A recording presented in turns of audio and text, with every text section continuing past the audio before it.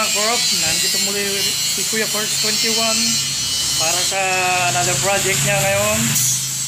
Gagawa tayo ng grill para dito sa front area dito, at nagiging tambayan ngayon dito sa harapan.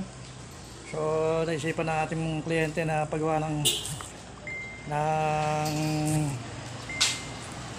screen gamit ang steel matting at yung itong angle bar.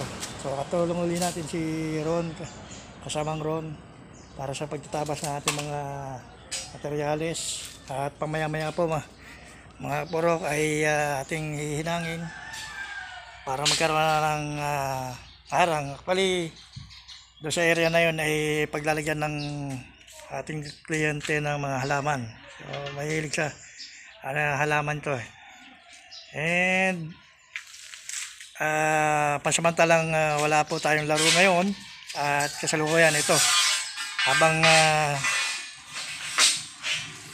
wala pa schedule ng ating laro. Dito muna tayo, sideline muna tayo sa mga gawain pa. Meron po tayo dalawang steel matting dito. So nasukatan natin yung isang area, almost 12 feet. So kung papansin niyo, itong sukat ng ating steel matting ay 4x8 feet. So pagdadalawahin natin, at yung dulong bahagi ay 2 feet. So yun po yung naka-curve, sa kanto. So ang gamit natin ngayon ay ang angle bar na 1x1/4 by 6 meters, and syempre yung steel matting na 4x8, manipis lang siya. Really, ito mga pagsasabitan ng mga halaman ng ating kliyente. Okay, habang wala pang schedule ng ating laro, by Thursday pa, okay, samantalahin muna ang pagkakataon para kahit paano ay kumita naman. Diyan lamang po kayo, samahan nyo ko guys, at matunghayan ang aming mga proyekto. Bye bye.